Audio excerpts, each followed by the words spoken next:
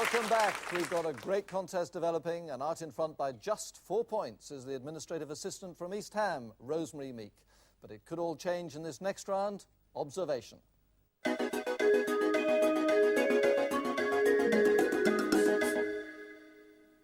In this round, an eye for detail and an ear for key information are the skills demanded. Tonight, Chief Inspector Fred Pilkington reminisces about another of his great cases to journalist Julie Webb. Right, contestants, turn to your screens, please, now, and concentrate hard on the case of the vanishing videos.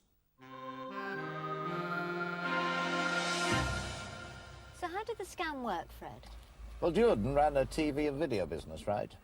He'd order a dozen new videos, send in the guarantee cards with fictitious names. Then 3 weeks later, he'd return, say, 5 of the machines as faulty. Only the machines he returned were clapped-out models. 6 or 10 years old. And the wholesaler would send him new machines as replacements? Correct. The only trouble was he couldn't sell the original 5 because he no longer had the guarantees. So he had to hire those out instead. So how did you catch him? A young copper from Bright Street decided to buy the video he'd been renting. He became suspicious when Jordan wouldn't sell it to him. Said he'd lost the guarantee. You mean the video was stolen? It looked that way. But the serial number didn't match up with any videos reported missing, so we checked up on all 26 employees at the wholesalers. And a young chap called Preston turned out to be Jordan's second cousin. One of my chaps hooked into Preston's computer. 3 weeks later, a video came back from Jordan and a guarantee, which was at least 6 years old. Unsuspecting, Preston authorised a new replacement and sent the original for scrap, at which point we had them.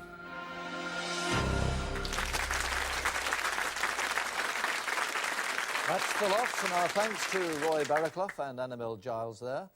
Contestants, would you now please take your electronic keypads? Coming out 5 questions with multi-choice answers. Select your choice by pressing the appropriate button. Here we go with question 1. How many videos did Jordan usually place an order for? Your choices.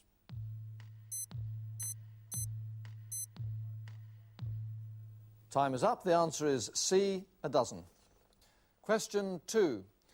How did Fred describe the videos that Jordan sent back under guarantee?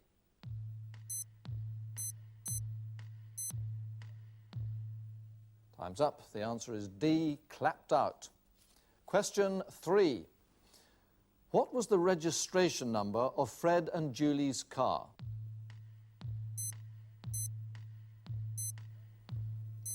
The answer to that is B, E819FMO. Question 4. What did the shop next to Video Sound sell?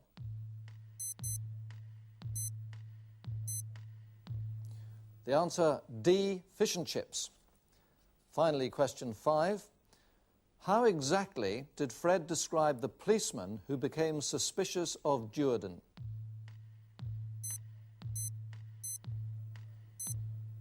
The answer is C, young copper from Bright Street. Right, well, straight away the computer processes the contestants' answers, and here's how it all worked out. Michael, you got 3 right and are 4th, 2 points. Rosemary, you also got 3 right, but in a faster time, so 3rd place, 4 points. Anthony, again 3 right, but faster than Michael and Rosemary, so 2nd place, 6 points. And congratulations, Alex, you got 4 right and win the round with 10 points. And immediately we transfer all the points into the scoreboard, and just look at that, all so close, but still out in front with a Krypton factor of 20. From East Ham, Rosemary Meek.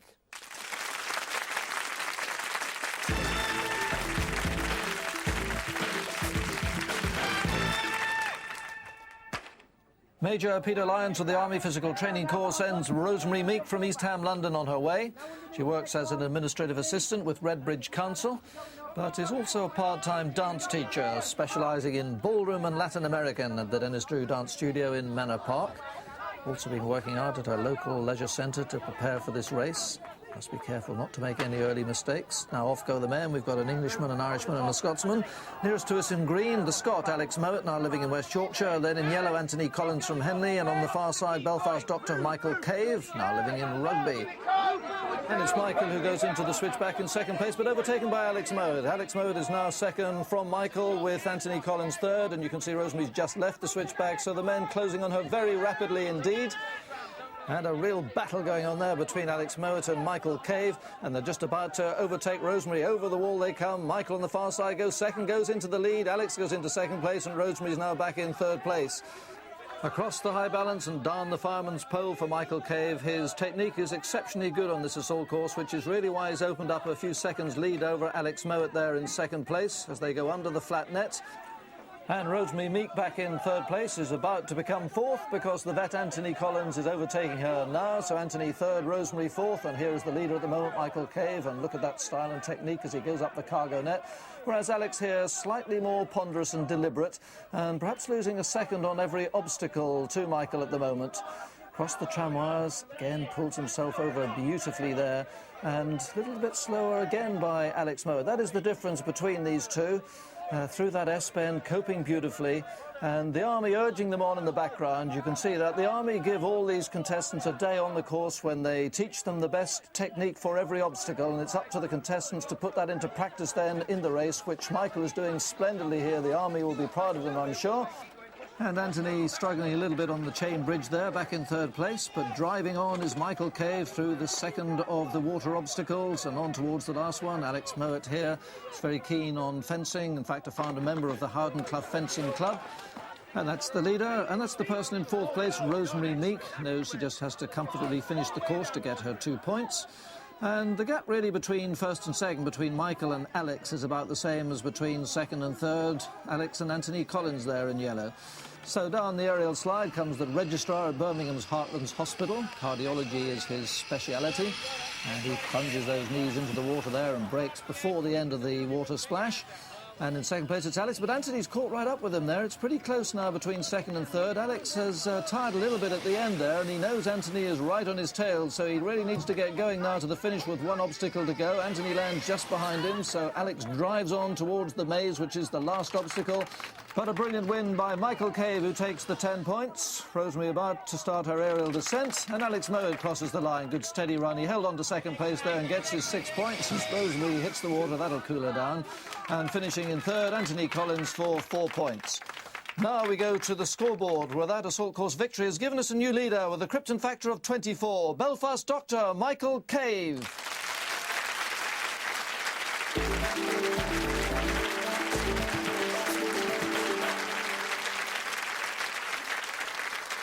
Two rounds to go and only 4 points between first and fourth, but this so often the crucial round, a two-dimensional logic problem demanding spatial awareness. Contestants, take your places, please. In front of each contestant is a light box and a number of irregularly shaped coloured tiles. Their task is to place the tiles on the light box in the only possible way to create an illuminated pattern with many lines of symmetry. Are you ready, contestants? The test starts now. First of all, I should make it clear that the contestants didn't see the completed puzzle as you just did. It's all a mystery to them. But clearly they want to work from the outside in. And Alex Mowat here has very quickly established that the border is black, but he's not quite right with the rest of it. There's an inner border of blue next to the black, but it's all about trial and error and keeping a cool head. Contest leader Michael Cave. Now he's got the black border in place, but that blue piece should be positioned as an X, not a plus. Anthony going well. He has the inner blue square in position, as does Rosemary, who's looking very positive, working quickly and methodically, doing well. Now Anthony in yellow entered the round in fourth place, while Michael in blue is the leader, yet only 4 points separate them, and that underlines just how important the points will be in this round. Rosemary in joint second place, and in with a good chance of 10 points here, going very well indeed. And a mistake by Anthony, bottom right is the clue. The red strip links to the green section outside the blue border, so really the red and green strips need to swap over. Michael has now positioned the blue X correctly, but isn't linking all the zigzag strips with their matching sections outside the blue border. But Anthony has sorted that problem now, and he's going to win it. Yes, he knows just how important those 10 points are. Well, for a while it looked like Rosemary might have won the round, but she'll certainly be second, just behind Anthony. 6 points, well done. so who'll be third? It's been a real disappointment for the contest leader, Michael Cave, but he is going to get third place. That's it, and 4 points are better than 2. Well, it's such a close contest. The points were absolutely crucial there, and congratulations to Anthony, who got the full 10, and we'll see how important they are to him as we go now to the scoreboard. Just look at that, 2 contestants on 28, Rosemary and Michael, but a new leader with a Krypton factor of 30, the vet from Henley, Anthony Collins.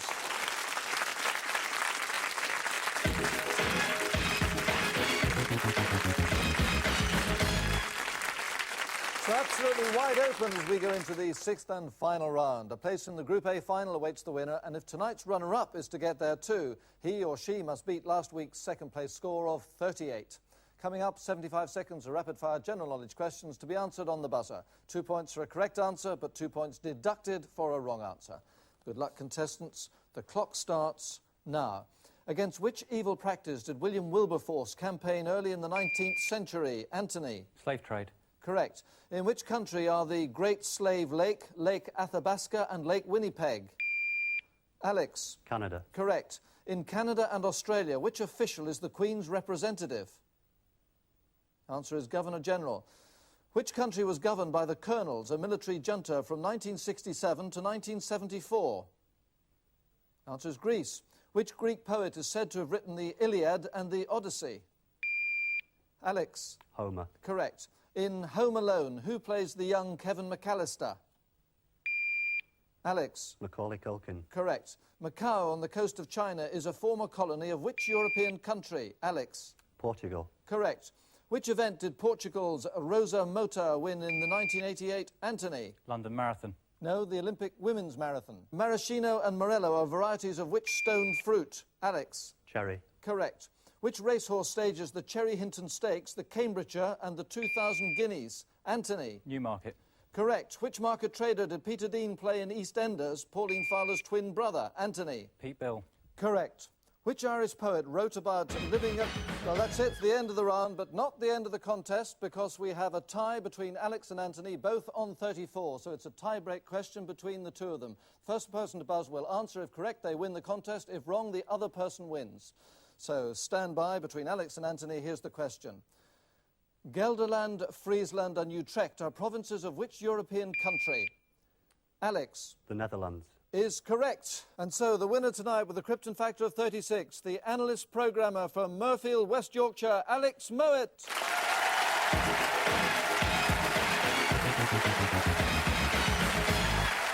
Oh, what a finish. And of course, commiserations to Anthony Collins, but all our congratulations go to Alex for his last gasp win. We look forward to seeing him again in the Group A final in 2 weeks' time. And that's the lot for this week, but do join us again next Monday night at 7 o'clock for the last heat in this group. In the meantime, from all the contestants here, and from me, good night. Step up to the Oki as we've bullseye next tonight on Challenge. Then Mr. Anderson has a scorpion sit-down with the TNA World Heavyweight Champion Sting at 9 in TNA Impact. And later, all new Game Face with the latest news and reviews from the land of gaming.